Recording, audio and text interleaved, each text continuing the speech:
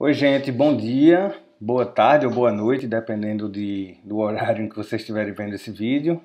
E basicamente eu estou fazendo esse vídeo apenas como uma breve síntese audiovisual, né, para talvez tornar um pouco mais amigável o conteúdo que é um pouco árido dessa aula, do capítulo 3 do nosso livro, do livro que eu escrevi com a Débora Opolsky e com o João Godoy.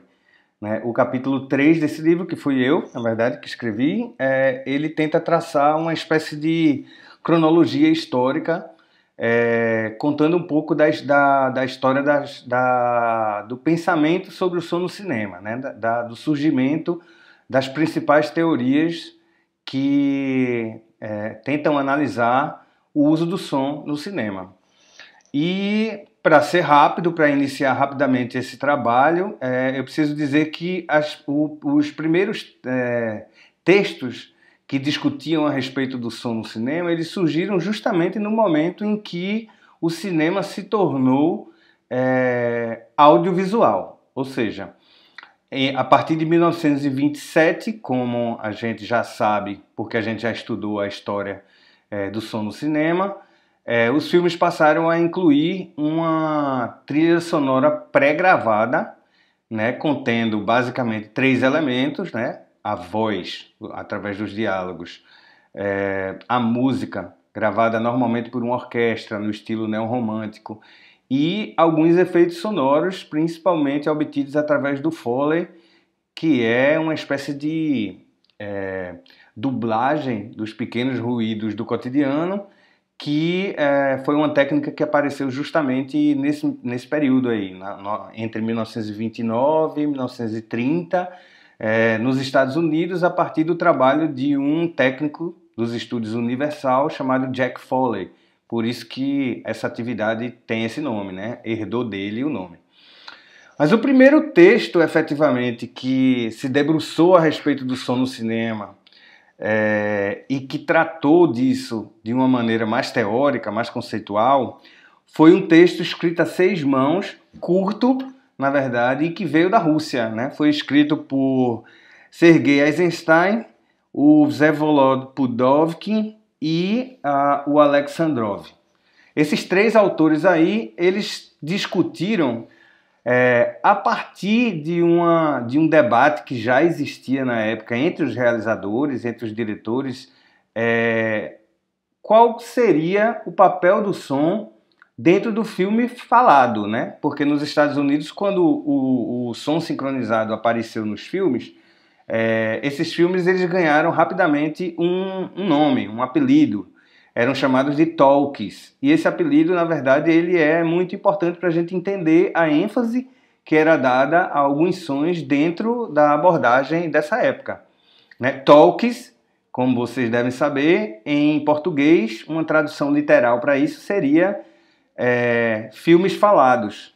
Né? E o filme falado, evidentemente, ele sinaliza a importância exacerbada que se dá à voz e aos diálogos, nesse momento, em detrimento do uso da música e dos efeitos sonoros, que naquele momento já estava consolidado, porque como a gente já sabe, a música ela era utilizada nos cinemas desde 1895, desde o aparecimento das imagens em movimento. Só que ela não vinha junto com o filme pré-gravada, ela era normalmente executada na sala de exibição e fugia ao controle do realizador, porque quem escolhia a música, ou as músicas que seriam acompanhantes, vamos dizer assim, do filme, eram os exibidores. E nesse momento aí em que o som passa a ser incluído dentro da película, evidentemente isso denota um maior controle, né, dos significados do filme por parte dos realizadores, dos diretores, dos produtores, que na época exerciam esse papel também de definir o conteúdo, né, afetivo, emocional, narrativo do filme. Então, em 1928, esses três autores russos eles publicaram um manifesto sugerindo que o som ele fosse utilizado de maneira criativa, não apenas para exibir na tela aquilo que já estava presente na imagem, mas que tentasse trazer novos significados, novos elementos para o filme, enriquecendo o significado das imagens que estavam sendo exibidas e não apenas sublinhando esses significados, tá? Esse texto não deixa claro exatamente a quais elementos sonoros os três autores estão se referindo, mas na época, até por questões tecnológicas, é muito provável que eles estivessem se referindo à música. Ou seja, para eles, o uso da música sincronizada ao audiovisual poderia dar uma ênfase afetiva e emocional ao enredo narrativo que já estava presente nas imagens e, portanto, a música acrescentaria algo que não estava na imagem. Tá? Claro que isso se aplica também a efeitos sonoros, ao próprio uso do silêncio, e esse texto ele vai ser muito importante para os futuros textos que passariam a ser utilizados e estudados, né, no som a partir dali. É preciso acrescentar também que uma série de críticos de cinema e realizadores foram bastante contundentes na defesa do cinema então chamado de cinema mudo. Tá? Eles achavam que o som, na verdade, corrompia o ideário original desse cinema mudo. Um dos principais nomes a inclusive, reagir negativamente é um teórico alemão que vai escrever um texto importante também para a teoria do som, chamado Rudolf Arnheim. O Arnheim, que era um psicólogo oriundo da Gestalt, ele vai defender o cinema silencioso como uma forma definitiva e paradigmática da sétima arte, porque ele achava que se um filme tinha som, ele ficava muito parecido com o mundo real e, portanto, menos artístico, né? Ele defendia um cinema que fosse mais experimental e menos narrativo, como era o cinema praticado, especialmente em Hollywood, naquele momento. Um texto seguinte, que vai ser bastante importante, surge em 1929, que um artigo escrito pelo Pudovkin, já conhecido então como um dos principais teóricos do cinema da época. O Pudovkin ele vai inclusive detalhar um pouco mais o manifesto que ele havia coassinado, junto com Eisenstein e Alexandrov, dizendo que o conhecimento profundo do conteúdo do filme não pode ser dado ao espectador simplesmente pela adição de um acompanhamento de som naturalista. A gente tem que fazer algo mais. Esse algo mais seria o desenvolvimento da imagem e do som em distintas cadências, tá? Eles, a imagem e o som, não devem ser ligados por imitação naturalista, mas sim conectados como resultado de uma interação de ações distintas. Só por esse método, ele diz, podemos encontrar uma nova forma e mais rica do que é disponível no cinema mudo. Então, esse texto ele vai ser novamente uma defesa do som como contraponto ao que está sendo mostrado na tela, através da música e através, principalmente, dos efeitos sonoros.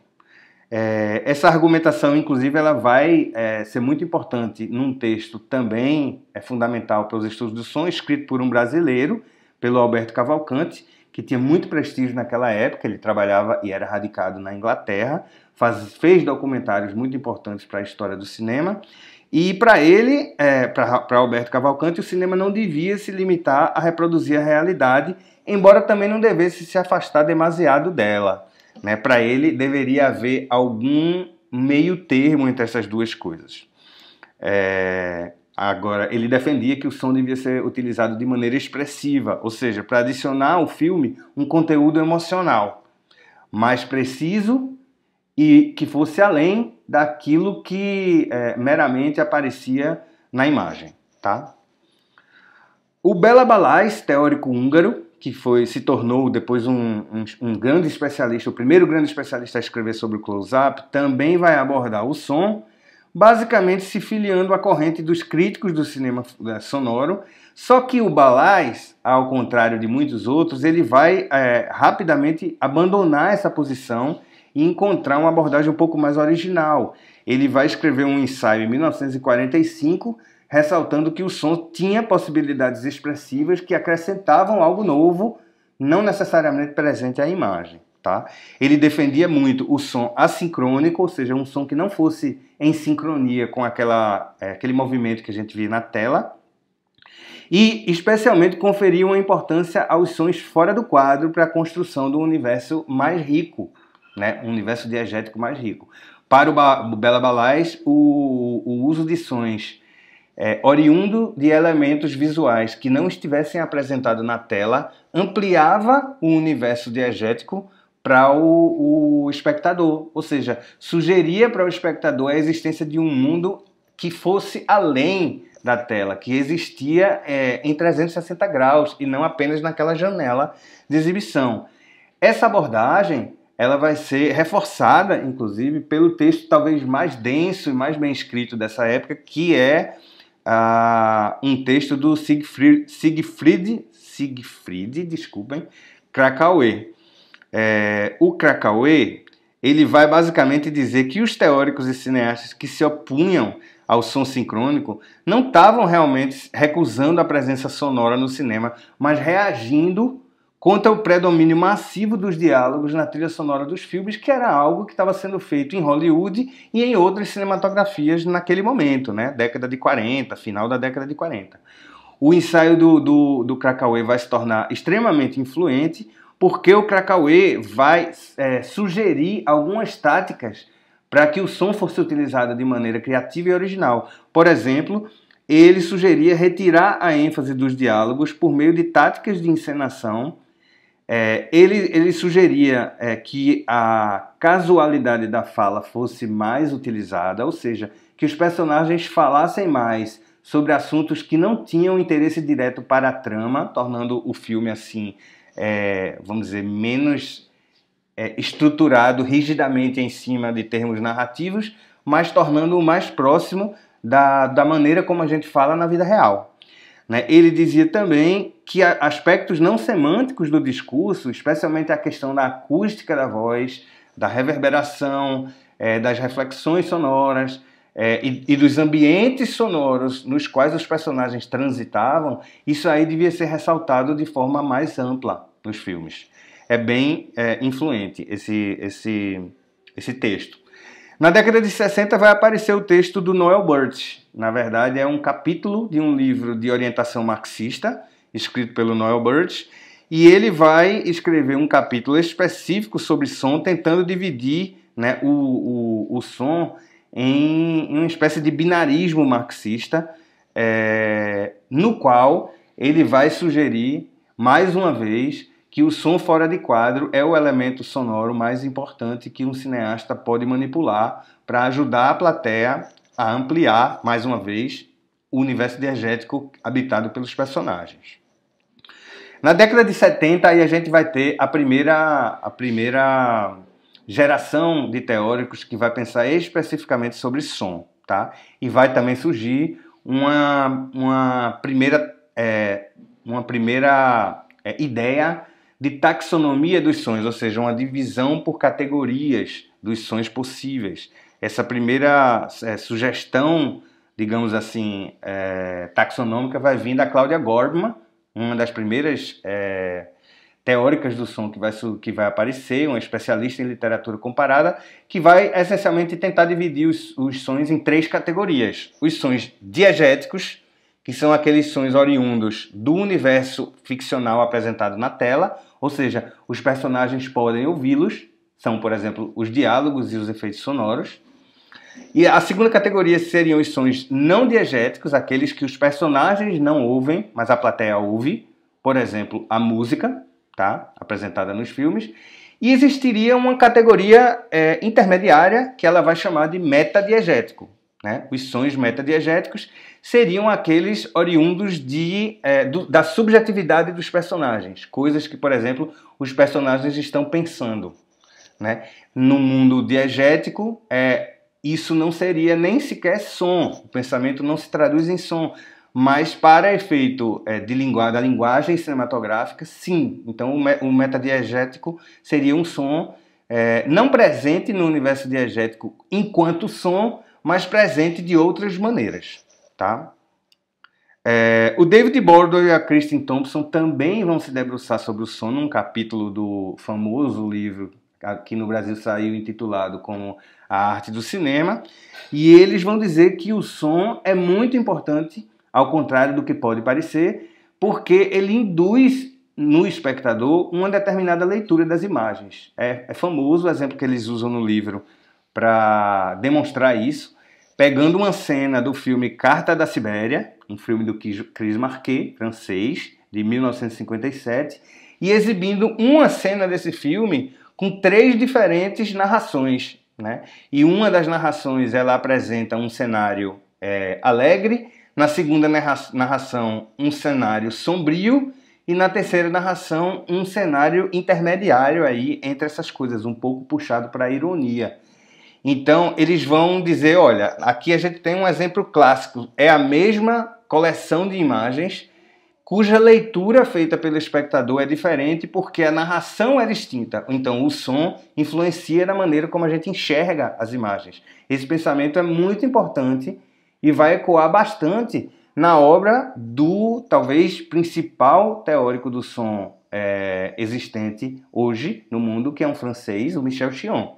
O Michel Chion vai escrever em 1994 um livro que em português se chama A Audiovisão, no qual ele vai fundamentalmente expor o conceito central do livro de audiovisão, que é dizendo, um conceito que elabora essa ideia do Bordwell e da Thompson, dizendo que o som e a imagem eles se retroalimentam em termos de significado e que, portanto, eles não têm como serem analisados separadamente ou serem construídos separadamente, porque a imagem induz a uma determinada leitura dos sons. E o mesmo acontece ao contrário, né? Como já haviam dito Bordwell e Thompson. O som influencia na leitura das imagens. O Chion ele vai fazer um trabalho muito amplo de tentativa de criar categorias, né, para sons. Inclusive, uma categoria muito conhecida é a categoria dos sons acusmáticos. Os sons acusmáticos seriam aqueles sons provenientes de origens que não estão mostradas na tela, portanto, sons fora de quadro. Ele estuda particularmente 2 exemplos interessantes no livro, que são o computador de 2001, né, o HAL, e também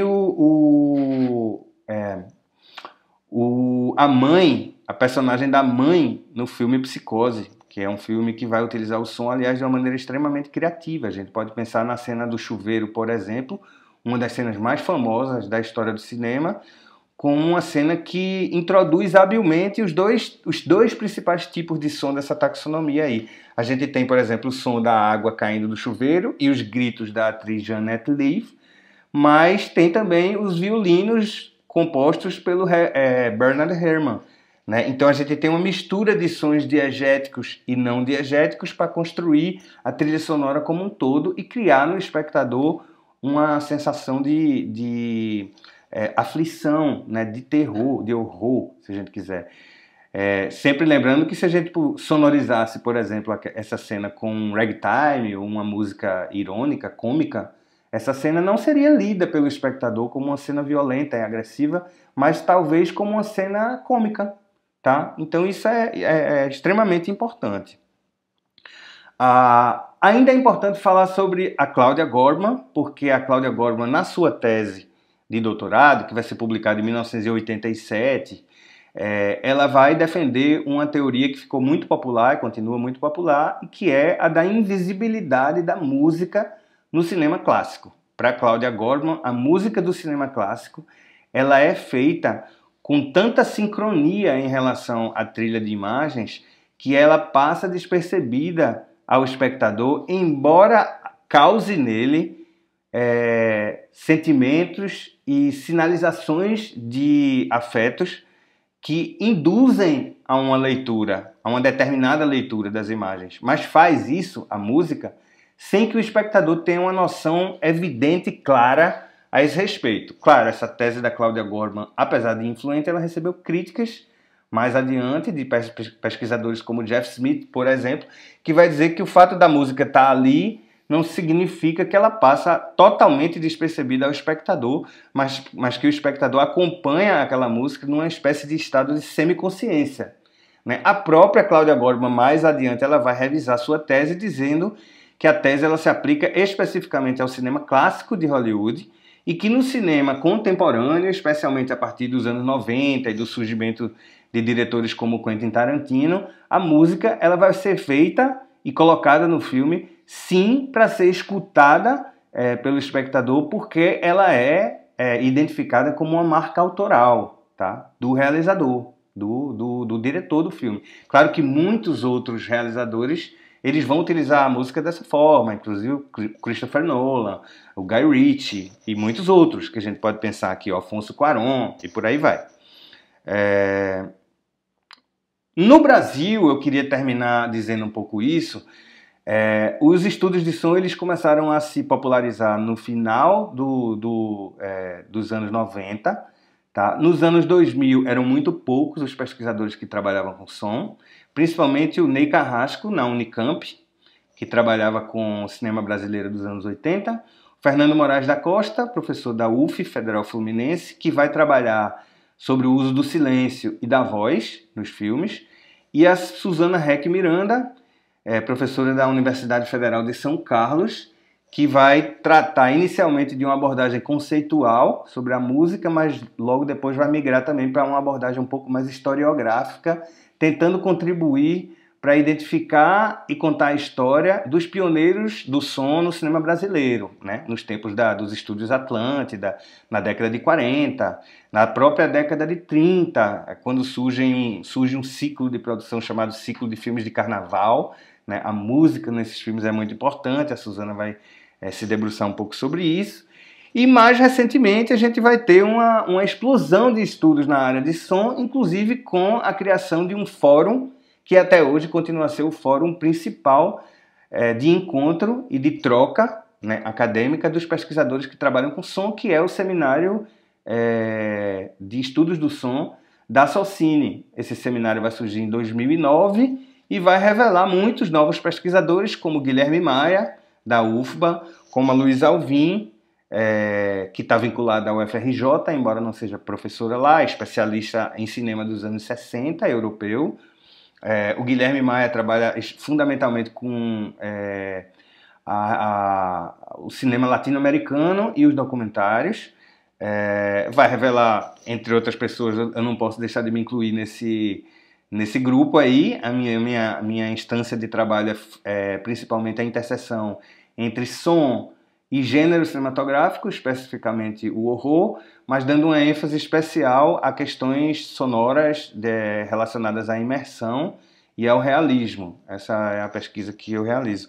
Entre outros pesquisadores, existem muitos, assim, o Zé Cláudio Castanheira, da Federal de Santa Catarina, que trabalha muito com a questão da escuta. Um outro pesquisador da UFMG, de Minas Gerais, é o Léo Vidigal, também trabalha com questões relacionadas ao ponto de escuta, que é um conceito do Michel Chion, importante, né? Trata é um conceito análogo à ideia de ponto de vista. Se a câmera nos dá um ponto de vista, o som nos dá um ponto de escuta. Esse ponto de escuta pode ser objetivo e espacial, mas também pode ser subjetivo quando ele assume, vamos dizer assim, a forma como um determinado personagem do filme está ouvindo a cena naquele determinado momento. Tem um bom exemplo aí no Drive para vocês de um filme francês chamado Un Prophète, ou Um Profeta.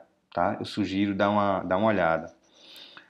E é isso, a gente tem hoje uma quantidade muito maior de pesquisadores trabalhando com som no Brasil e se inserindo, inclusive, no mercado mundial. Talvez como exemplo principal eu citaria o Rodrigo Meirelles, que eu espero que tenha a oportunidade de dar uma palestra para nós aqui na turma. O Rodrigo Meirelles foi supervisor de som da Globo, onde ele ajudou a implantar o Dolby Atmos, a tecnologia mais recente, mais atualizada de som multicanal, na qual os sons eles também vêm do teto e tem uma acurácia de distribuição espacial muito maior. E usando essa experiência, o Rodrigo acabou assumindo o posto de professor de sound design da Universidade do Arizona, nos Estados Unidos. E eu queria citar, por último, a Débora Opolsky, que faz um trabalho muito importante na Universidade Federal do Paraná, tratando principalmente de questões relacionadas à voz e aos processos criativos dos sound designers internacionais e brasileiros, sendo ela própria, a Débora, uma sound designer experiente, que trabalhou em filmes como Ensaio sobre a Cegueira, Tropa de Elite 1 e 2, Dois Filhos de Francisco e muitos outros. Bom, eu vou ficar por aqui, tá? E recomendando que vocês leiam o capítulo 3 do livro, porque tem muito mais informações. Isso aqui foi apenas uma breve síntese, tá? E a gente se vê